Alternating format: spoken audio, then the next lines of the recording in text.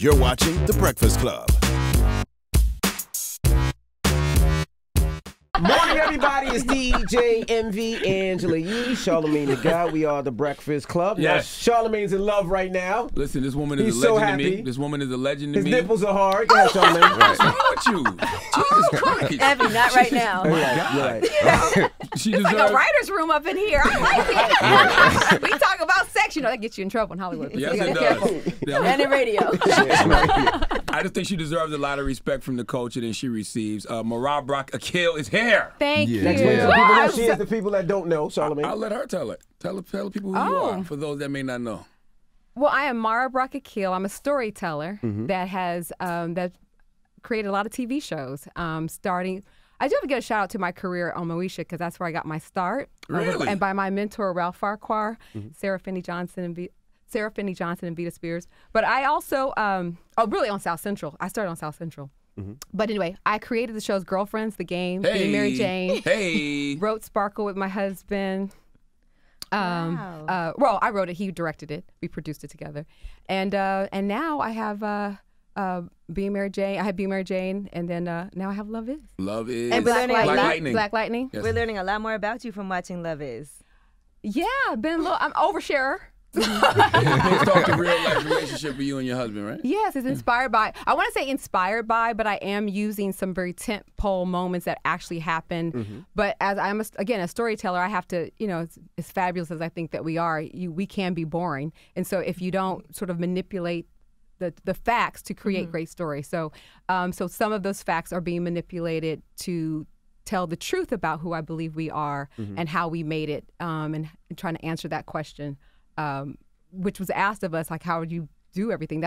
So Love Is basically my sort of honest answer to that sincere question about how we do it all. So anyway, where was I? I'm lost. No, you just explaining the show that is about y'all, but inspired by y'all. Yeah. Now, before we get to Love Is, there you go. Introduce the other two. Well, before we get to Love Is, let's introduce Michelle Weaver. Hello. Yes. Hi. And Will Catlett. Did I say your name right? Yeah, you did, brother. Now, Charlamagne, get your rocks off. I know you got a couple of questions, girlfriend questions. Go ahead. I'll do that later. Let's talk about Love Is first. Yes. Okay. We can Charlamagne's get to been dying for you to come, like waiting, like twiddling his We'll get to thumbs, that later. tweeting, calling. Tell Mara she needs to come up here. I'm so excited to see Charlamagne too because you are in there grinding, trying to tell our stories, trying to do it for the culture, and sometimes you don't know if you don't know what If you don't know. people appreciate you. Yes, Yeah. and so. But you have made it clear, and I'm very, and I am He's very, a girlfriend. He is a girlfriend. I mean, and I was very touched very because, Very clear. but I didn't know until you made it clear, and I just really want to thank you because I actually find those to be an act of bravery. Bringing it back to Love Is a little bit, but to say how you feel. You know what I'm saying? It's actually an act of bravery and generosity, and I really appreciate it because sometimes you don't know, and how just that what you have done for me and my spirit, and some days you just grind in and you get ding ding ding ding ding all this love, and I just thank you. So, Thank you. Thank you. It's interesting you say that though because nowadays if you express what you feel, people use that against you. Yes. Like I'm just talking about my life and the things I've experienced. Yes. So that's why is it difficult to put that in a TV show? I think initially when the thought to do it was, but then I'm an artist, and so I like a challenge. And so then and I also have to create a separation between me and Salim and create these characters, Nuri and Yasir. They have to have a life of their own. And once I get my hand on the clay, I love what I do. And I sort of, I just keep them separate. And so I just use the facts of my life as inspiration. I sort of use that detachment. There are moments because we do hit some more as the series progresses in our first season of exploring courtship. We hit some very real moments, and so I had to take a pause and Cry. yeah. Seriously. Yeah. No, you'll see. I had to cry. Salim, do you want to do this? Because he's sharing as well. And they let's do this for the culture. Because we know we're not the only ones doing this. So let's do it to have a conversation. Anyway, so there are those moments. But the fun stuff I'm enjoying putting out there. It's like it's if I invited people to my house. You tell the funny stories about your relationship, how you met, these funny, those things are fun to add. How did y'all stay together? I've been married 17 years. Charlamagne's been married. You've been 17. Congrats. 17 years. You're almost 20. So I've been with my wife 20 years. We only been married Been 4. married. Oh, we've been together for 21 years, married 19. So it's like, Okay. I was all That's not falling even in a love. comparison. 19 and 4? I was Well, together I 24, disagree. yeah. I think you've been with her for 20 years. That's a Yeah, commitment. yeah, true indeed. Marriage is this, it's still. Anyway, marriage is a construct of society, but the heart committed 20 years ago. Absolutely. How did y'all stay together? Because most people, it seems like these days, divorce is so easy. When my mom and dad, they stay together thick, thin, no matter what. Now it's like it seems like it's easy to get a divorce. How did y'all stay together so long? Probably the same way that you did. It's a daily commitment. It's hard. But you decide to stay. Absolutely. Even when it's hard, you decide to stay. And I think one of the things Salim says, and I think is very true, we don't take ownership of each other. And when you do that, when you don't do that, I guess, then you appreciate and respect that person on a daily basis. So you show up every day to make sure, well, you guys get a little to the point. Salim always says, well, wherever Mara goes, he says it differently, but her private parts go with her. So my point is,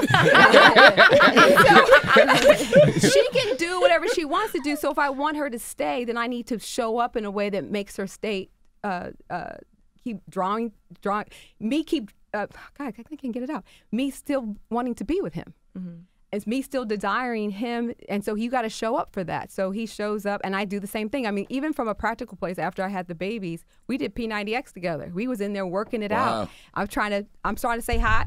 Like I mean, sometimes I don't want to work out, but sometimes I work out so I can stay attractive to my husband, who I know is out in the world and everybody wants him. So I do. He's powerful. He's sexy. He's talented. Who wouldn't? And he thinks I'm always blowing him up, but I believe that, so I show up. I tell him I love him every morning. I get morning beautiful. Morning handsome.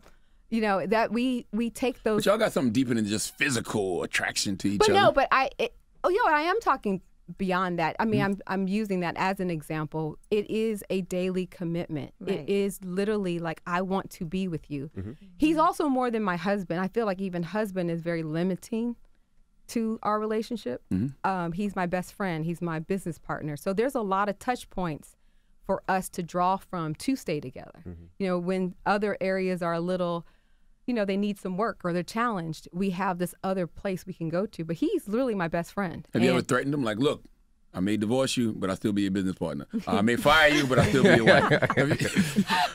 No, we create boundaries.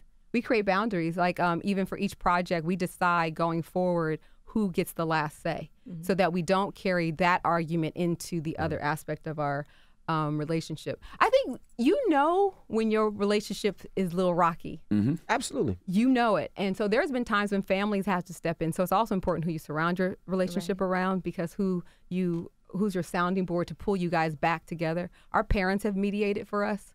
For us. And I remember that. It gets rough. Did your mom really used to have keys to your house and just come whenever she felt like it?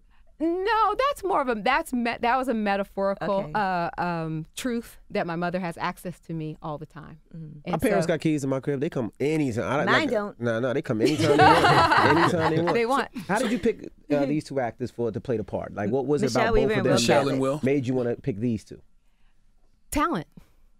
At the end, I'm really proud of with our Salim and I are not afraid of launching new talent. Mm-hmm.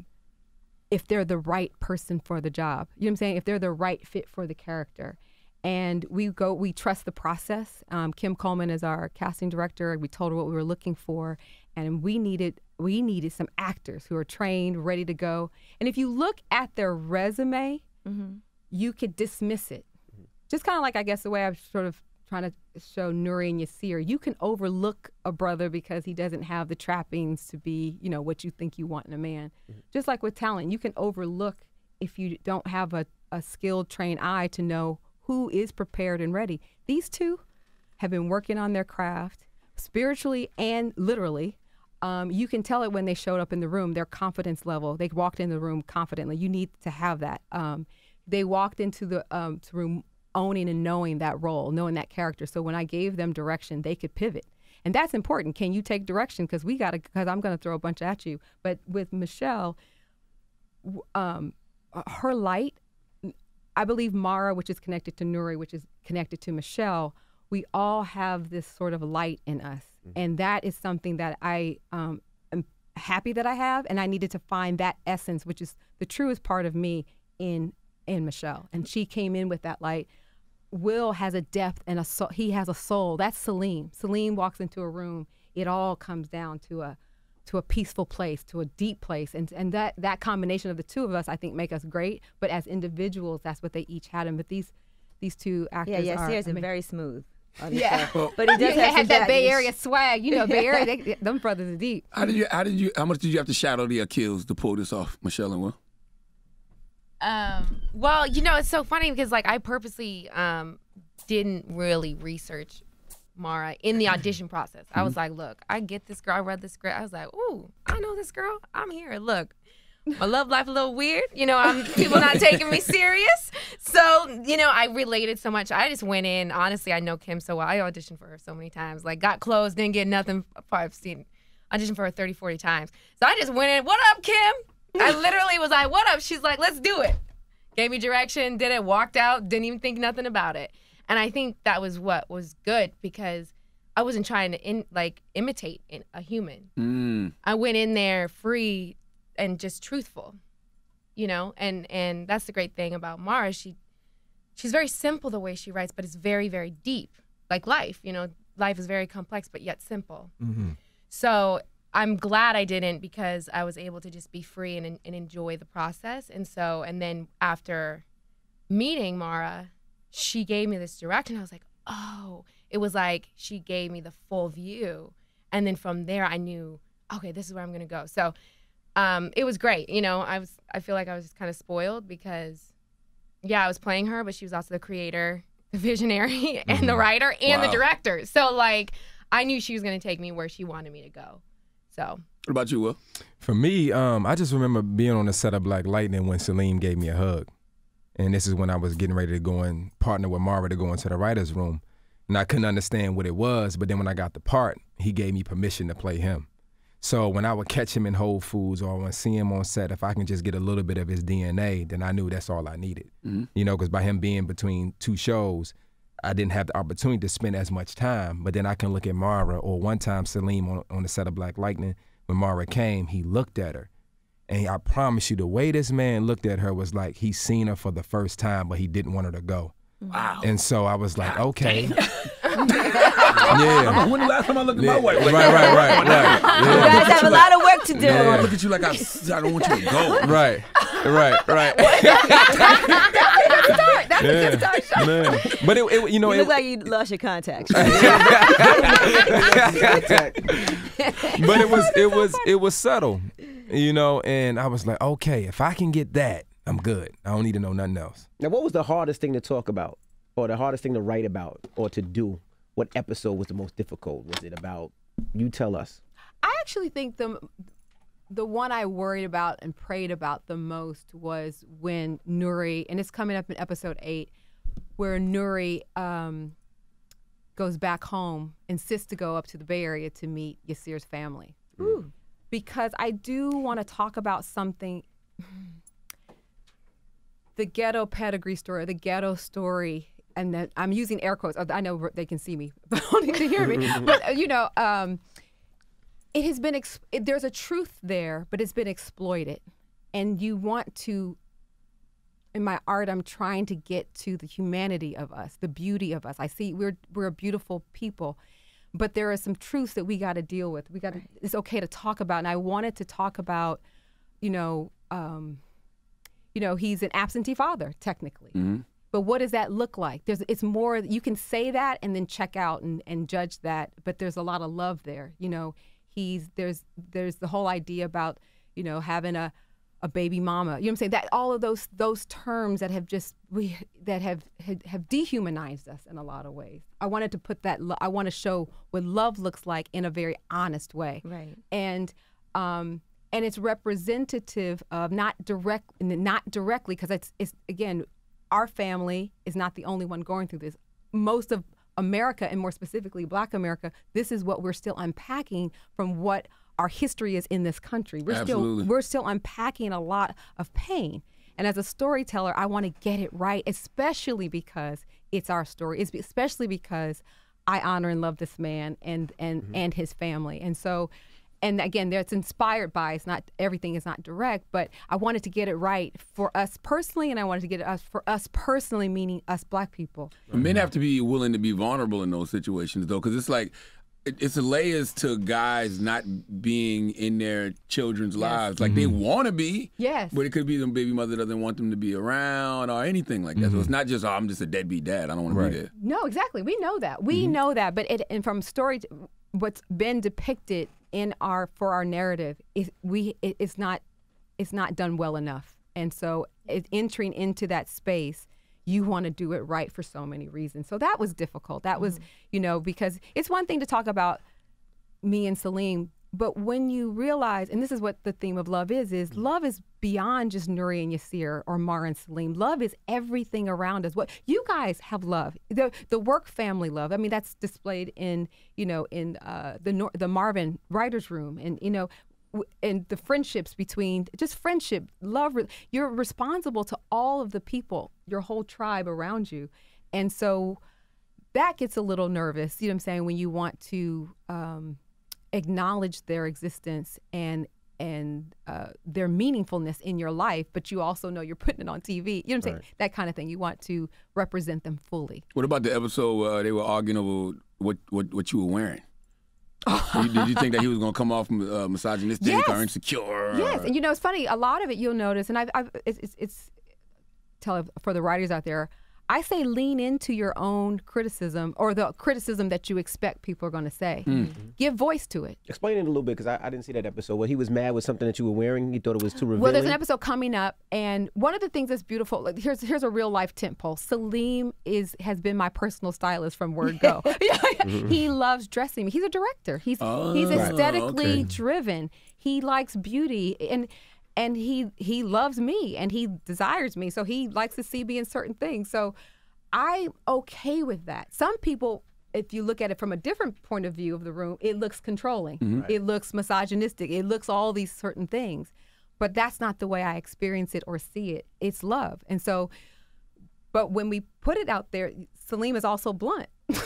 So you have to, and it's funny, I remember when I even looked at, I had to go, I think he did the take about 3 or 4 times. I was like, let me check every take, because I have to worry about the line. How is he going to be perceived as controlling, or is he going to be perceived as he loves his wife? Loves his wife. That was 15 years ago, though. People change and they grow. But even then, I knew it was love. And so I'm trying to tell that story. You know what I'm saying? And I have to, as a storyteller, that's why I'm glad that I started directing, because you are responsible for all the nuances to convey that story.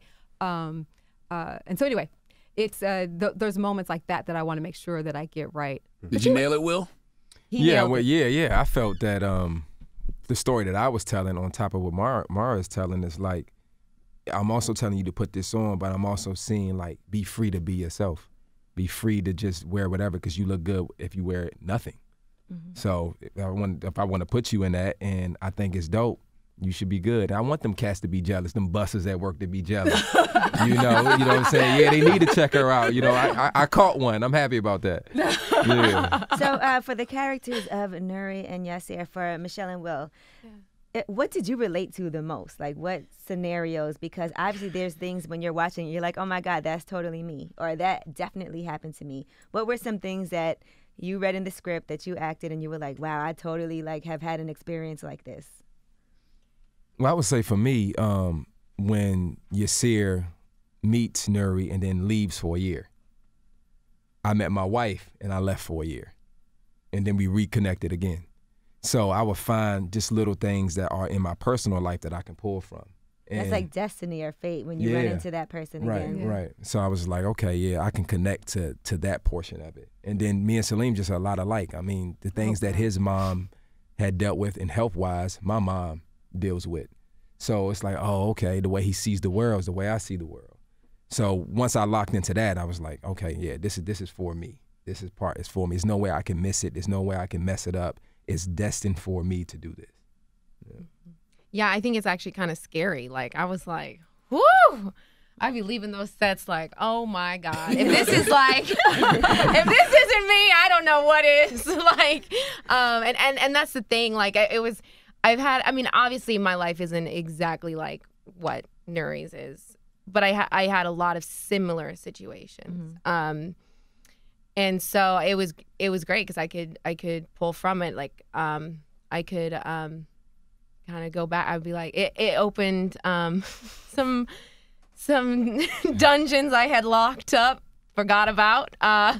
So I was going through. It was great because I feel like doing this show, I had to face a lot of my past. I had to face a lot of myself, my past relationships, my breakups, my bad decisions, my good decisions. Which was good because I was healed from it. But it was intense. I feel like that was like, I just felt very exposed. But that's what is good because as an artist, you're supposed to be exposed. That's how, that's the point, is to share and to bring people in and into your humanity so that they can be comfortable in their humanity. So it worked out. Is it pressure because the Achilles are standing over y'all? We don't go. Right. We leave some. Okay, I'm sorry. Yeah, no, I think Mara pulled me aside on the second, third day or whatever. I was in my head for this one scene because it was a one line. Sometimes those one lines are the hardest, y'all. What was the line? Oh, the line was, I'll see you. I'll see you later. I'll see you where it all began at 7 o'clock or something like that. Just say, that line, and they're like, just say it. And I'm like, I am just saying it. But it was so great because she pulled me aside. She's like, listen, you get it wrong, you get it wrong. We'll do it again. Just have fun. I was like, thank you. Just to bring that down, and it airs, so people have seen it. It's the moment where it's in episode 3 where we know that the audience know that Yasir's car is busted in front of but she doesn't. And he's just not really prepared to expose all that right now. She sees me as a king, and I can't be in this car that won't start. Right. She's already accepted that it's a bucket, but and then a bucket that won't start is not okay. And so I wanted, and they just came out of the cocoon part. And he's dealing with a lot, right? He's heavy, and he's got a lot on his plate. And I wanted her to be light and airy, which is part of the attraction to her. You know what I'm saying? It's a part of the, and Salim calls me the Disneyland greeter. And I needed her to be Disneyland. I needed her to be, and which is like, he is struggling. He is homeless. And I need her to be like, and where it all began. And I was like, don't judge it. Don't judge. And here's another reason I really wanted to capture as an image. I think even the narrative for Black women, the angry Black woman, all of these sort of, I want us to free ourselves to be exactly the spectrum of who we are, whatever that is. But often it's not attributable to Black women to be Disneyland greeters. You know what I'm saying? And also, even in the first episode, like, Nuri has this expectation of what she wants in a man. He's got to have money. He's got to be doing well. And then she meets Yasir, and he doesn't have it together at all. And it's kind of not what you have, like, on your list of things that Won't you God do expect. that? You just bought a house. Right. You bought your own house. He has nowhere to live. Is that how it was for y'all, for real? Yes. And in terms of, I did have a house. I bought a house. And I just started, I was a staff writer on Moesha. And even the fact that I bought a house, it was literally after the Northridge earthquake. And so real estate was down. And I come from a family where we're real estate savvy. And so it was just really it was a great price. It was a great moment to buy a house. And I had a job. Get in while the earth is open. Well, it's pretty. Yeah. And most people were running. Most people were running from LA. And it's funny, I want to pause on that. That's been a part of our success. Me going left, going against where the masses are going, and taking a moment to ask myself what's good for me and what's good for us. That's how you asked the question earlier. How did we do it? We pause all the time and evaluate ourselves individually, ourselves as a couple, ourselves now as a family. And buying that house was that moment for me, because if people are like, you buying a house, oh, you just think Moesha gonna be around forever, or or that you're gonna be on it forever. And I was like, okay, you can listen to all that fear, and I was scared, but then anyway, I moved forward. But at the time when what was the question? I lost it. So this is another thing. Slim's like, oh Lord. No, we were talking about the expectation. A long talk of the oversharer. She just go on and on and on. But I was trying to make a point. He was talking about, expectations, her having like, that stuff together, him not. I literally said those words 2 weeks before I met Salim.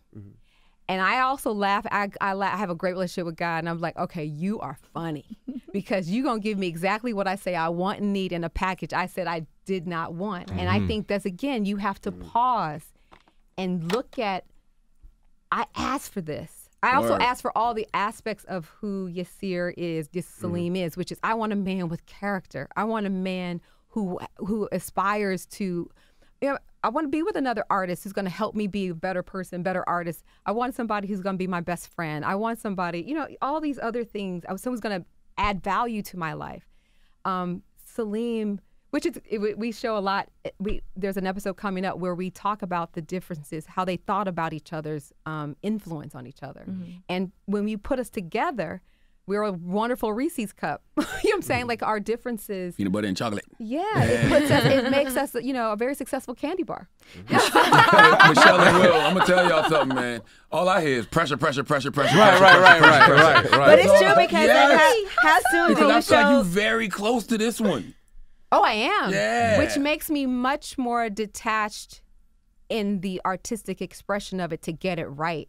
And to get it right, you have to collaborate in this business. I'm not an artist alone. I'm an artist and a collaborator with really great talent. I know I talked about their, you have to realize what I am putting on these two. I know what I'm asking of them. The performances you're seeing She of just took a these deep two. breath, Michelle. Well, I guess I am putting pressure on them. Panic attack. They're doing it. You're seeing it. You're seeing the outcome of it. They are handling this stuff. Yes. They are handling the performances they are bringing, or it's only inspiring me for the writing, but the performances you don't see actors do this in a lifetime of work. They are doing it in per episode. And so they are collaborating and showing me how much they can stretch. And I just want to keep giving it back to them. So it doesn't, if the pressure is pressure, I think from an artistic perspective, because I do also want to separate Mara and Salim. Yasir, I really want Yasir and Nuri to be ambassadors for this idea that love is achievable for all of us in all aspects of our life if we define it and design it for ourselves. That is my goal, and I need help to do that. With them, we have an amazing cast. I mean, from the veterans, the Kadeem Hardison, we got Loretta Devine, Tammy Townsend in the mix. We have them anchored in our show, but Adara, Victor, and Tyrone Brown, they are killing it. These are young. Those four, they are young, fresh, and new, but they are ready. And we're in this together. And then my DP, Stephen Calitri, my production designer, Jerry Fleming, Provi Falk, who's our costume designer, and everybody involved in the show. We are collaborating this together. We're building it. We're bringing all of our experiences into this. I'm so proud of even the detail we have about 1997. We are on this so that it's received by the audience authentically, so that we can have a conversation or a reflection about love in all aspects of our life. So pressure. Yes. Because if you're a part of the Kill production, we want to get stuff right, period. You know what I'm saying? And I was going to ask, with your kids, is there anything that you said, I don't know if I want my boys to see this one? Because he's 14 or 13? Yeah, 14. 14 is that age. And it is that age. You know what he said? Oh, Yassine, don't be mad at me. But Yassine, Salim told me that Yassine said, so Mom had 3 guys? And what I But you weren't sleeping with them. Yes. You just had a little rotation. Well, yeah, rotation. Sit down. But it's interesting because you did have a boyfriend. Yeah. But you were like, he's doing Wow. him. Yes. But it's funny. That was 97, which now might be normal to talk about. That was not normal for a young woman to admit. That's kind of like She's Gotta Have It. That's kind of what the premise. Nola Darling. Yes. And but the thing is, we as women weren't allowed to be honest about who we were, which is part of what I wanted to explore in Being Mary Jane. Like, let's just because I also believe women are liars in the sense that we had to do it in this society for our own survival, but we're now at a tipping point where it's no longer serving us. We just got to be real. This is who we are. Y'all got to deal with it. We got to deal with it. I agree, 100%. And so we just got to get real with it. So, but my husband said, but I love, this is why I married Salim Akil, because he told our son, he said, but would you ever question it if Daddy was dating 3 different girls at the same time? And he's like, your mom is an individual. Your mom she was not married. She's single. You know what I'm saying? Mm-hmm. She should be exploring, dating. It's okay. Right. And you know what I'm saying? And so if you ever meet a woman like that, that's nothing to look over. That's just a woman who has choice like you have choice. I love what you said about lying for survival, because that's something I've been unpacking in therapy. Oh, really? So it's like, as men, and Will, I'm sure you know, it's like as men, like we lie, we lie in the hood because you have to survive. So you have to portray to be this tough gangster or whatever, and sometimes you just want to cry. Right. You know what I'm saying? That's real. Be vulnerable. So for you playing a powerful guy, like Mr. Akil, did you tap into vulnerability? Did he let you see any of that? Well, like I said, Salim, when you're around him, you gotta catch him when you catch him. He don't give you nothing. So people want more conversation from him, and he'll just be like, all right, man, good, have a good day. I'm not gonna lie, those kind of people throw me off. Right. I know it really will. Yeah. But he'll say stuff like, I think there was a panel for Black Lightning that I went to, and he was like, I'm a very sensitive guy. Boom. That was a nugget for me. Okay, I can go there then. Mm-hmm. Or I just, or I see the way he look at Mara, the way he's, in his work, the way he directs me. I said, okay, he is very, very sensitive. You might not see it, but he's a very sensitive man. I'm also very sensitive, but you grow up and they tell you that. I'm from Alexandria, Virginia. That's why I know y'all got to play some go-go in here before I leave. Go-go. Yeah, that's my joint. No, we do play it because our boss is from D.C. All I know is Rare Essence. Yeah, but you grow up, and they tell you, don't cry, men don't cry, be exactly tough, So my Black study teacher said, if a woman meets a man that hasn't cried in 12 years, she has met a ticking time bomb, because God has given you this to express yourself. That's real.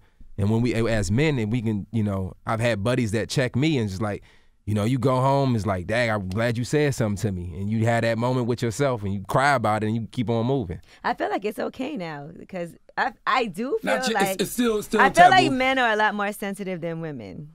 I think from we can my be. own experiences. I cry all the time. Yeah. Really? Yeah. It's not cry? because I'm light-skinned, Charlamagne. I mean, you cry sometimes. Last time I cried was last Friday. It was my 40th born day, and I was drunk as hell in Anguilla, and I was watching this video that all my family and friends did. And Happy birthday, that's by dope. the way. Yeah. That's warm beautiful. tears going down my arm, trying not to let nobody see me.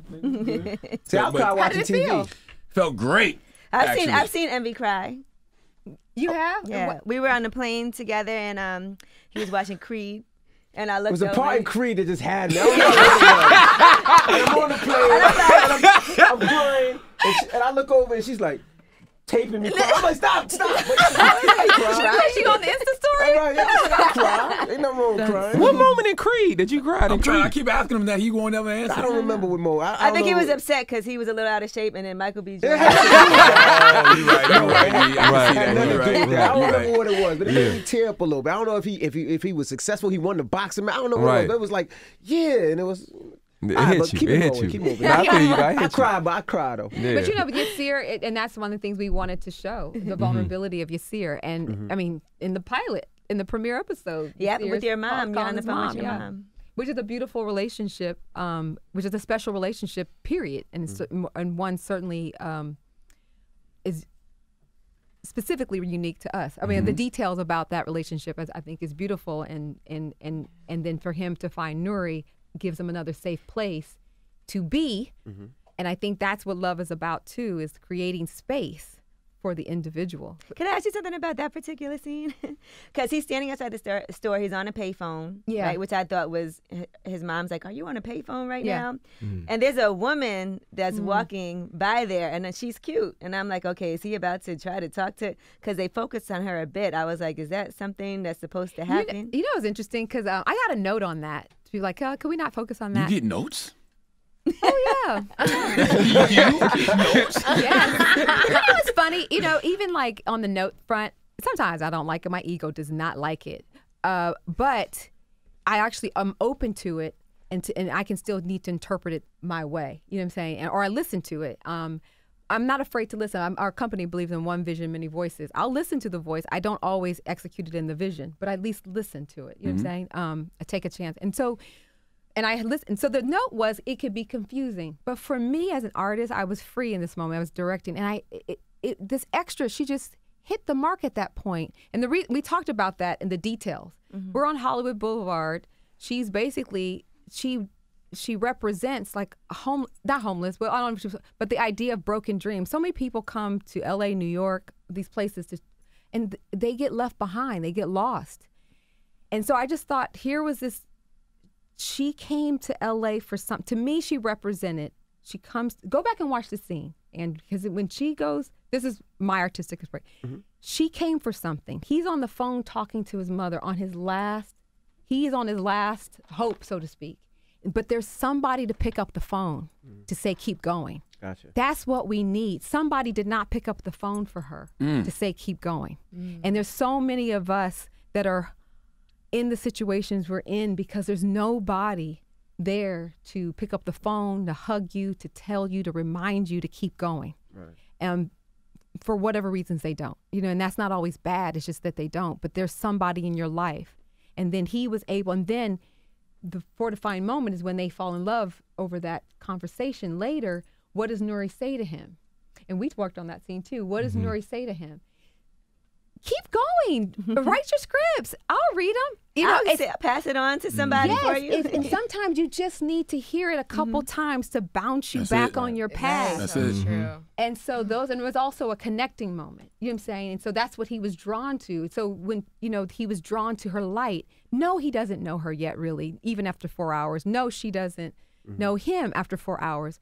But you can recognize light in each other. And I think if we start to look for and teach our children and reteach ourselves how to look for light in each other and share our light. That's why I was thanking you, because sometimes you can be too cool about what you're doing and you shouting me out for girlfriends. It just made me feel good. Right. You know what I'm saying? And like, oh, somebody's listening. So, but that's energy being reciprocated, because girlfriends made me feel good throughout my life. You know what I mean? Yeah. And so, and at the time I'm writing Love Is, you're reminding me, I got this. I'm nervous. You know what I'm saying? Yeah, I get notes. I'm nervous every time you go to bat.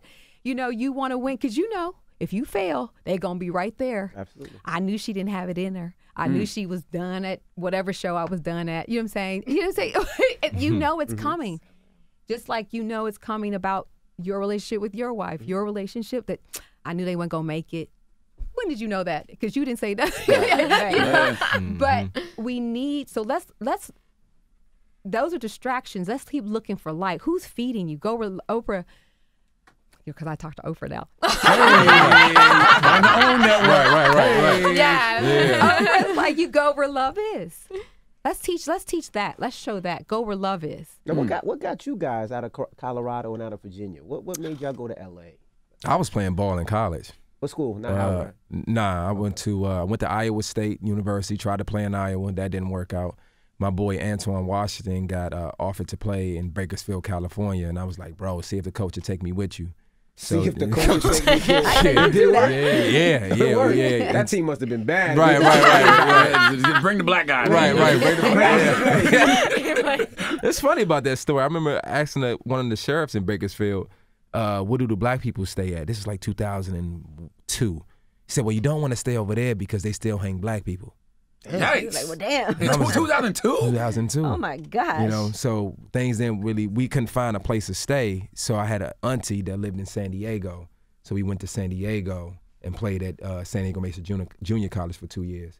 And then after that, I met a guy that had the whitest teeth I've ever seen. I asked him, what do you do for a living? He said, I'm an actor. I said, I always wanted to try that. And then he said, oh, you should come to my acting class on a Saturday. I went and Another was like, take me with you situation. Take me with me. I'm still trying to figure out why you didn't go check on the black people being hung. Man, hey, brother, look, I said it's time for me to roll. You know what I'm saying? Not that way. Not that way. Not that way. Let me go ahead and go the other way. Right. What about you, Michelle? It's so funny. I think I was in denial that I wanted to do acting. I had been a dancer since I was 3, done artists, all that stuff. My older brother went to school for acting, became a dancer. So I was like, oh, okay, well, I'm the academic. Applied to 8 schools as a psych major, French literature minor. I was, but I applied to schools where I could still do the theater program. Right? In denial. There's an opportunity to audition for 25 schools, and there was a spot open that no one would take at my high school drama club. And I was like, I'll do it. got a song. I got a monologue. I just went up there. They were pissed at me because I got more feedback, more interest than a lot of the people. And they were like practicing for forever. And I was just like, just popped up. Wow, this is a sign, I think, you know. And one of the schools was Pepperdine, where I ended up going. And so random, my brother did a photography class with her. And so they taught me how to model so she could teach him how to do photography. And she's like, oh my God, you need to be in LA. I know she went to theater at Pepperdine. So she called the lady up, whatever. They offered me a scholarship. And I visited school. I hated it. I was like, I don't want to go here because it's very much like a bubble. But then I cried because I knew I had to go. So I went. I was like, all my hard work to go to my dream school, and I'm not going to my dream school. My dream school wouldn't give me enough money for me to afford to go. Gotcha. And so I was like, this was like the only option. I got into 8 schools, but it was funny how like it would have cost less money for me to go to Pepperdine than for me to go to my state school 45 minutes from my house. I got a story too. They always say your good plan is not God's plan for you. Right. That's all Say it that is. again? Your good plan is not always God's plan for you. Amen. Right. And that take me with you, that's faith. Yeah. You got a movie with Amber Rose? I sure did. What movie was that? You don't have to Sister speak on Code. What? You don't have to speak on that. I understand. I love it. You know what's funny about that though? I did that movie and I was still serving at that time, man. And I remember probably Was that the cowboy movie? Where no, everybody it was about the cowboys? sisters. I didn't saw that. That was not the cowboy movie. I That know. don't sound like I don't know that what movie that's with why I asked. cowboys. Oh, I don't know what you're The talking one about. with Wiz and Amber on the horses. Is Yeah, Roxy was in it, I think. No, it's not that movie. Oh, okay. I don't know what Never movie you're mind. talking about. That's what I know. I have no idea what She was a movie. cowgirl or something, right? Yeah. That's the only one I remember her being in. All right, but I'm sorry. Well, anyways, I was serving, and of course, I have a drink in one hand, crate of water in the next. I turn around, I'm like, Amber? Her and Wiz was, of course, sat in my section of all the sections. So I served, but she was so chill. Is that how you got the job? No, it was after I did the movie. So I've been on set with her, whatever. You know, it's a good little humble check. Oh, so you She's was so acting sweet. and then She was went like, back. oh, Going back to Did waiting they leave you a table. good tip? well, they. Uh-oh. Was it 20%, 15%, What 10%? happened was, Because you know she knows. fans started to kind of, girls started coming up trying to take pictures with Wiz. And my owner was like, I got you. Like, so they needed to get out. And so he comped everything. So they got out. And so. You're still supposed to leave a tip. Wiz will be here next week. I'm going to make sure he leaves a tip for you. And I'm going to mail it to you. No, I but they're promise. so sweet. They were so chill, so sweet. So. Nah, they owe you some money now. Maybe a service wasn't good. Right. It was just 2 drinks, you know. Now, how soon is a guy honest about what's going on in his life? Because sometimes I think people feel like if they tell you something too early, it might scare you away.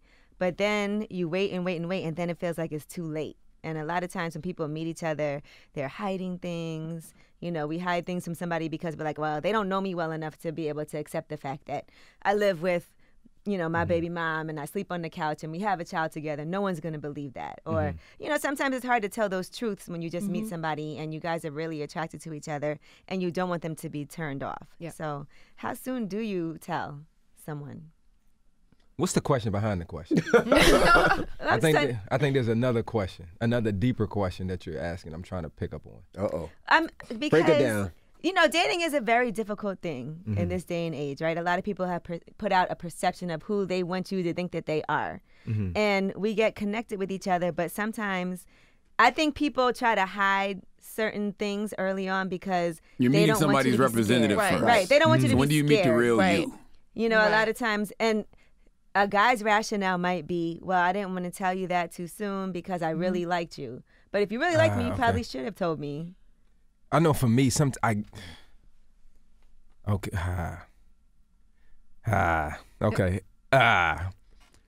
You be lying, Will? nah. I was trying to figure out how I was gonna say this.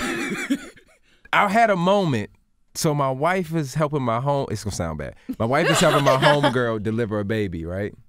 And It's your baby. No, it's not my baby. Okay. But I hadn't went out in a while, and I go to this event, and it's another young lady. She's an actress, and I hadn't seen her in a while. She's so beautiful, and we having a good night that night. It's a good vibe.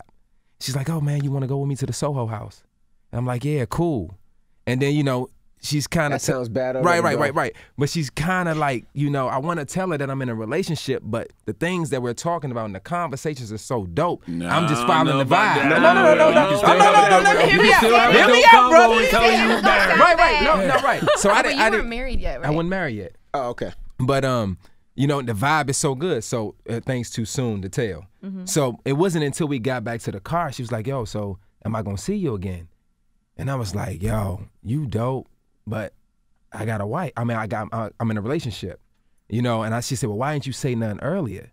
And I was like, well, the things that we talked about, the type of man that you desire, the conversation we had, none of that would have happened if I would have said something. I wanted to, but I just kept following the vibe for the night. And then she ended up saying, like, wow, people are so lucky to have you in their life, Will. You know, so we end up having a real moment, you know, but I ain't tell my wife now. I ain't tell her that to her. Well, she just heard it. Oh, she knows yeah. Had a great night. Yeah. But that, for me, that was, you know, it wasn't time. I think everything is time, especially for men. You know, some things is time. And even in the scene with Nuri, I wanted to tell Nuri. Even I wanted to tell her about when I shut the door on her, but it just wasn't the right time, you know. So, Michelle, when do you stop lying? Oh my God. Because Mara already threw us under the bus. I'm ready. It's so funny because I read about that, how the first 3 months of dating someone, you're trying to be your best version of yourself, and that's not real. So I was like, okay, then I'm not going to try so hard in the first 3 months anymore. If I'm late, I'm late. You know, so I usually probably like the third date, show up, not that dressed. Not like, you know, I'm like, look, I'm chilling. Are you, you know, I don't know. So I kind of don't I don't go out of my way anymore to present something better. Right. Something perfect. But I do think, I agree. I think there's some things I don't share until like, I'm like, okay, we've met a couple times, you know, like, okay, let me explain myself and why I do things the way I do them. Like Celine would say this to me. We said in the writer's room, what's the truth to a stranger? Oh. And I was like, that's a hot bar. That's a bar for real. You know, what's the truth to a stranger? Some people just ain't worth you sharing. Sometimes people try to wait till you fall in love with them to tell you certain things. And then you get really mad, like it's too like, late. oh, you're in love already. Queen, I killed it in there. So when you stop lying? Yeah. Well, it's funny. I think in that moment, Salim made me show up, even in the still presenting the best part of myself. I remember the conversations we had. I mean, I remember one was about Islam, and I had never met a brother that I could just openly share that part of myself. We talked about our mothers, my mother. The conversation that I entered in very quickly with someone, it was attractive. It was and it was also real. I also do believe in the stardust, meaning the magic of timing. That I think we were actually being protected. I think that I did have to see that part of him, the light. I had to see that part of him first. And he had to see that in me because he's very choosy. He's very picky. Like Salim is not that different from the broke version of himself to the wealthy person. What they say, money never change. Money don't change you. It just multiplies whatever you already are. Yes, and that's exactly who he is. So I think we had to see that first. And so to your question, it's funny because I remember that he was in the framework of being honest, openly upfront. I fell in love that first night, and 3 days later, I found out that he had children. He actually has 2 children. Our children together were born uncles. Like that whole, like, it's like this. So I was like, really, God? Like 2 kids? You know what I'm saying? Anyway, I was like, this is a lot. You know what I'm saying? And but he told me but I was already in love. It was just too late. It was too late. Then I had to ask myself, what really matters? So I had to go back to that question for me. Whatever I was saying, is that true for me? Is it true what I need? And it's also back to my raising. You know, I'm so thankful to my grandmother, my aunt, and my mother who had been the pillars in my life in raising me. I come from strong Black women. And going back to that, I'm sort of safe and secure about yes, I want a man who's balling and all of that. I mean, who wouldn't want that? If you were offering me that, why would I say, no, I don't want that? Right. You know what I'm saying? But I had to remember who I was. I'm gonna be all right. I have a house. I mean, I can take care of that. So maybe let me take that off the plate for a second. Let me just take that. Is he ambitious? Does he have dreams? What do you want to add to the world? Mm-hmm. What do you? So I was looking for those kind of. I started. So I think when you ask these questions, when is it too late or when it is? I think it's really about questions for you. Right. It's not really questions for other people. It's really questions for you, because I still live in a world that I still have choice. If I don't like something, I also think it's okay to say this. I think the way you can vibe with someone, and that's a gift, and keep it moving. You know what I'm saying? Keep it moving. Like I guess I'm not afraid to also let go when it's time to let go. To you know what I'm saying? To protect yourself. If that makes sense. It's funny that you said let go, right? Charlamagne hasn't let go of girlfriend. Oh, guy segue. That was classy. Now Charlamagne has been. He wants a closing. He wants an ending. First of all, I've hit Mr. Kill offline about this. Yes, That's how serious I am. I know. Okay. I just want to know, why can't a girlfriend's movie be made, or a closure season, something? You know, let's talk real on this. Okay. Real. We're talking about still value in this industry and in this country and in this world. We're at a time in even our industry where the industry is reaching back to do remakes. You know what I'm saying? To put things on the air from that era that Girlfriends was in. The show, the fans have been consistently vocal about a movie, an ending, anything. They're just we need closure. We need closure. But that's been for 10 years, consistent. Some moments are louder than others. So you really have to ask, it's not up to me. Meaning, I think, Mara, what are you doing? Mara got stories for days. If I haven't proven that in my career that I'm ready to write and do the work, that's a no-brainer. But what it's time to really talk about is this industry that we feed into and make billions of dollars for. It's time for them to meet us at our value. Our audience wants it, not just domestically. This is a global franchise. Girlfriends is a hit all over the world and generationally now. 100%. And so there's just money on the table. So the question I have for the industry is, why won't you take it? So really, I don't know that answer. I don't know. I mean, I kind of do. It's still, we're unpacking so much from our history here that there's still a lack of value for an audience that has been screaming, primarily Black women and Charlamagne. He's with us. But it goes to show you how much we're not heard. Think about how even in our voting situation, we've been carrying the Democratic Party, but yet, you know what I'm saying? But we still... They don't do anything for us. No. Not enough. No. And then sometimes don't even give us the credit for the things that we do. We have to be our own voice for those victories, so to speak. But anyway, but my point is, there's a lack of value. So there was a time, and my grandmother told me, you set your bar of value.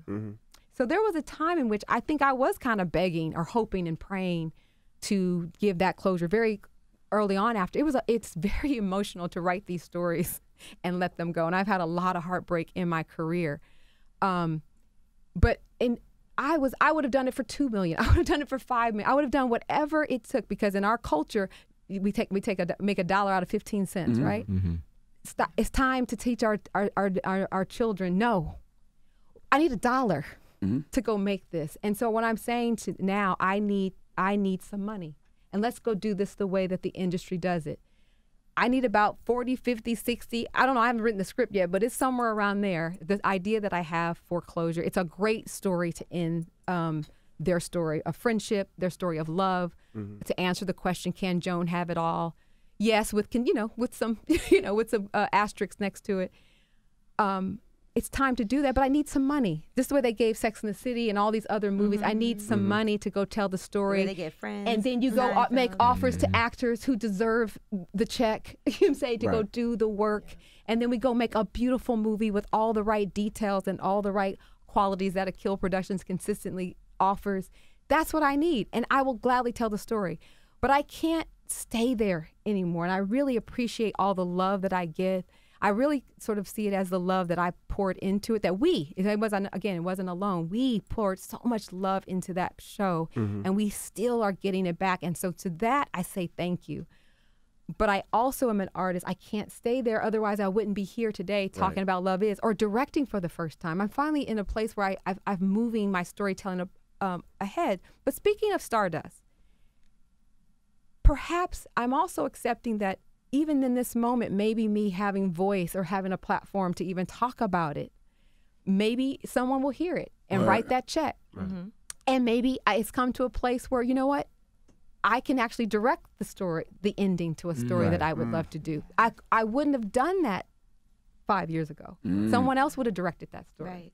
Is there a closure season written, like a closure movie written? No, there is a very in-depth outline about what the movie, I see it as a movie and done.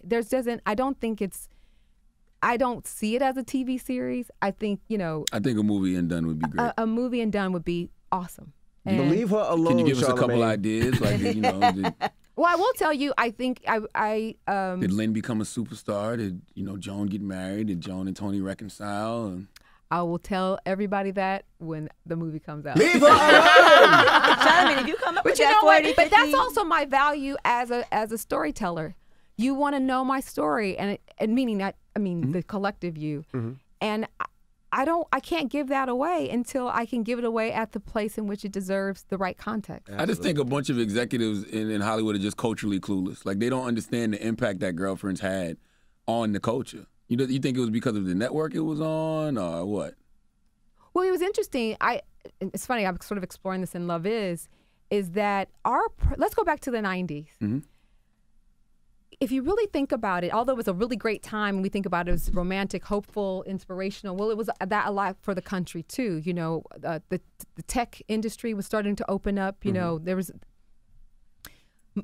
a lot going on in the 90s. Another thing was going on in the 90s, the whole prison to pipeline monetization. But the other thing that was, there was money flowing, so it felt good for a lot of us. But the interesting thing is corporate America at that time starting to realize, we can monetize Black culture. So our music really took off, you know what I'm saying, and our fashion.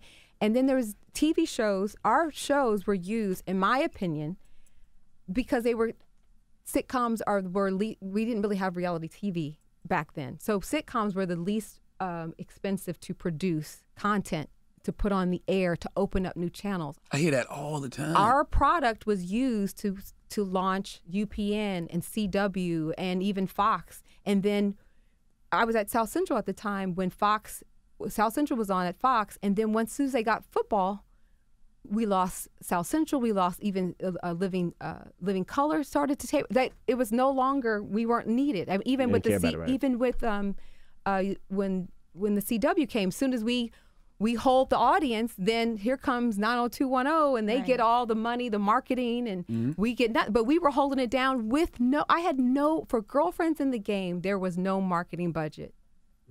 That's Yikes. crazy. No, and not until we got to BET. I will give BET the credit. They had to market, but it was also a time of internet, which was a whole different beast at that time of promotion. But my first marketing campaign, like legitimately so, was at BET. I used to write so many letters to the head of the network asking for a marketing plan, pitching my ideas. Most of that show was built upon on the publicity side, which is, just more of a hustle, but literally spending dollars on billboards, advertisement, commercial. There was barely any budget for Girlfriends in the Game. Yeah, because I got it from word of mouth, because I started watching it because my now wife and all her friends used to watch it in college. Yes. Right. Yeah. And we would turn on the TV and just be on, and you're like, oh, what's this show? Yeah, what's this? Because, so I'm really appreciative, especially to Black women, because they recognized it first. And when it's funny, I think Yasir's character said, when Black women love, we love hard. We love strong and long. It's like we go in. We love you. And that's what I'm saying. In 2018, so they loved us and they spread the word. That's how it stayed on the air. And that's what I'm saying. In 2018, it feels like they're monetizing Black culture again. But we have a lot of us in positions of power that are monetizing it for ourselves. So it'd just be perfect for a Girlfriends movie. Like you saw what Girls Trip did. Like, I think Girlfriends could do Do you know globally too? Oh, I think it would be phenomenal. I think it would blow everybody's mind just because it's been living for a while and it has resonated. Even like just my sort of interaction on social media, like the women from all parts of the continent of Africa, the Middle East, Brazil, like it's like London, Japan. I'm like, it's like people love this show, and I'm so grateful. So grateful. That social media campaign would be incredible. Oh my God! And it's so hashtaggable. I'm picturing it in my head. Yes, your girl. Oh, you and I can see it. We can see it, and the fact that to your point, why people can't see it, whether they're culturally clueless, or perhaps I'm really just having because again, it's building. You make it plain. People know, and you keep it alive. You're using your platform. You're even using this moment to talk about it, spreading ideas. I went to a TED Talk once. The idea, once you put an idea out there, it's out of the bottle, it spreads. So, and so it really does matter the platform in which you able to spread that idea. And so perhaps this moment will lead to that moment. But I also believe in divine timing, divine. So if it's what's for you is for you. You've heard that in the show. Love is too. I believe that. And so if it's for God, let's go do this. And if it's not, I'll keep my head down and my pen up. I got 2 more girlfriend questions. That's it, I promise. Oh, boy. Okay. I always wondered why Kelsey Grammer decided to EP a show full of black women, especially with his views. So that interesting. We've seen now. Okay, here's real talk. At the time that I wrote, you guys might love this story. Okay, so at the time that I wrote Girlfriends, the Parkers was on UPN. So Moesha and then my mentors, they spun off the Parkers as well. I was approached. I was approached. I was on the Jamie Foxx show at that time. And it's funny, when you leave a situation, people want you more. So I left Moesha to go work on the Jamie Foxx show. And they're like, what's Mara doing? I was just there last year. but now what's Mara doing? But they have a hit at the Parkers. So I was brought in to say, hey, we want to build on this audience that we have found, black women. You're going to hear that in Marvin. We're going to build on black women. Could we have a companion piece? So I'm literally sitting on the couch at UPN, and they're like, you're asking me to tell you whatever I want? And so Sex and the City was on at the time, and part of I love the show, but part of my criticism of that show is we were just invisible again. Black women. Black women. We're just and on the streets of New York, we don't even can't be an extra. It was like we just were at a party. And I wanted a seat at the table to get into this conversation about what women really are, to unpack lies, right? So I pitched them basically my version of, I pitched them Girlfriends. Nothing wrong with that. White people have been doing it to us for years. Yeah, so I pitched the black Sex in the City. But there was that was in my head. Like I want to get in this conversation because they're leaving a lot on the table. Right. And so I wanted to talk about us. But it's funny. Here's my little secret. You know how there was Carrie and Big, Joan and Tony, which is probably why everybody's so attached. And I totally understand it. My little secret was it was anchored on Joan and Tony being Carrie and Big, if that makes sense. The love was really about this friendship. So if Joan gets a man, or if the man part was a layer to their story. Okay, that's sidebar. So then I'm pitching this, and they want it. But here's the rub. I was like, Selene, I sold straight to the network. It was like being a breech baby, because then I didn't have I didn't have a studio. And then I was like, but I sold a show, of course. And Girlfriends almost didn't exist because no studio wanted to touch this show because they thought UPN was not going to make it. Then they didn't want to put they didn't think the investment was going to be there. And that the network's going to be there in the long run. And so I was like, are you kidding me? I sell a show directly to the network, and then now I can't really get it on because nobody wants to fund it. And so because of the vertical integration that was happening in corporate America back then, Viacom, everything was still under the same umbrella. So Paramount was the only so Paramount at the time, which later split into later Les Moonves took it to the CBS Paramount, and so it split. But at the time, it was all the same thing. So UPN, they were all in the same. So Paramount was the only studio that would possibly be the deficit financer for it. So then, but it's late now in the development season. So most of the money has been spent except Kelsey Grammer. So Kelsey Grammer had a shingle as a, you know what I'm saying, meaning a production company. But he hadn't sold anything in that development season. But meanwhile, he is literally, that one show, Frasier, is holding up, is just an ATM machine for the, you know, for the company. And so he is like the 800-pound gorilla. And here I'm bringing him, so when I meet his people, I brought him something that's already sold. You brought him a hit. He never developed it. They didn't develop it with me. He's just a smart man to be like, it's already sold? Yeah, I'll put my name on it. Right. Wow. And so he put his name on it. And the thing I will thank Kelsey about is that he stayed out of the way. That he actually didn't put too much influence on it. Because I don't know whether he valued it or not. I'm not sure. But whatever his reasons for why he wasn't around that much. But it was strategic and good for me at that time, and I'm thankful for that. That at that time, Kelsey Grammer was the shit in TV. Oops. All good. Okay. He was that in TV, and that helped people go, huh? Kelsey Grammer. Yeah. It just It was got good your for you, and attention. it was good for him. And he stayed out the way, right? And he stayed out of the way, so I can just do my thing. Right. We were like, wow, Kelsey Grammer is this progressive that he saw. Well, he's not. That's what now it all makes sense. Yeah, now it makes You know, I sense. hear him supporting Trump and stuff, and I'm like, why would he? No, ever he's making that money, and, Yeah. and that's a part of the business too. You get those deals so that they just sort of keep giving you money, setting you up for success. And so Did you ever really know him, like go to eat with him or anything? Yeah, we've had when it was time to make more money. When we talked about the spinoff of the game, to spin off the game, you know, he's technically built. He's just grandfathered in because we spun it out of Girlfriends. So yeah, that's humbling sometimes. But I've also, and this is why I'm married to Salim Akil. He's like, and every time you get a little some way about it, then you remember that he's a blessing. You thank him every single. It's a part of your journey. It's a part of your journey. You stop being distracted about woulda, coulda, shoulda, and you say thank you. You keep it moving. And I was like, you know what, baby, thank you. Damn. Thank you. And so I say thank you, Kelsey. We've had a really wonderful run, and maybe, hey, Kelsey, you listening? Right. Seriously, Could you live without a Girlfriend's movie being made? now I can. It has been very hard. I have to, you know what I'm saying? It's been a lot of unpacking and untangling. I'm very emotionally attached. I mean, I can go on down the line of a lot of my shows, which is why I'm so thankful for Love Is, because I think I've always wanted to get to the love portion that people actually do. Mary Jane actually does get the man this way.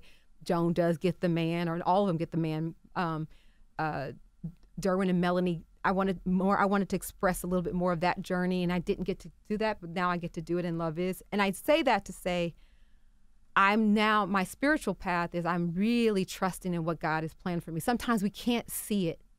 We cannot see what's in store for us, but I know my best interest is taken care of. So yes is the short answer. Do I still ask God to, hey, if it's a way, maybe it can be, if you want to do it, I just want to do it at this level. So when me talking about the $50 million of the value, I'm not begging anymore. I'm at the value of what I believe it will be. But I do have a way that I want to do it.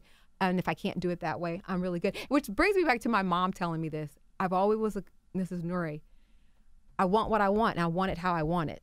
So when I wanted that man, I went and got that man. You know what I'm saying? If I want that career, I went and got that career. And now I do want this movie. I would love to give that the story first and foremost and its proper ending. But I want to do it for all of the fans who have been there with me. We've been having a conversation for all this time, and all they keep going with me on the different projects. I would love to give closure to that, and because they really helped me get here today, and I think that would just be nice to give back. Well, they gotta go, guys. Oh, Okay, all right. They gotta go. I got like 20 more questions, but it's No, all we're good. gonna- We'll do this another time. Love is Tuesday nights on our own. We're staying up late every Tuesday to make sure we watch. Thank you. Well, we late for appreciate us you guys. Yes, to watch we do. Love Is. And thank you, Will Catlett, Michelle Weaver, and Marta Block. Nah, you thank guys. y'all. Thank y'all. I appreciate This it. is going to be the show you're going to end up being most emotionally attached to because it is you, pretty much, you think? Yes, but you know what's funny? This was not I went into my Warner Brothers deal. This was not my passion project. I've got 3 other passion projects, so I still got a lot of work to do. And you gotta come back up here to talk about all of them. Yes, I would love to. But this is, I do want to get this one right, and I'm so happy to be next to these two and the village that we have now to go get this one right, not just for me and Celine, but really for all of us, because we all need love, deserve love, and especially at this time that feels a little dark out there, there is light. And so it feels personal to me in that way. All right. Well, it's the Breakfast Club. Thank you for joining us, guys. Hey. Thank you. Good morning.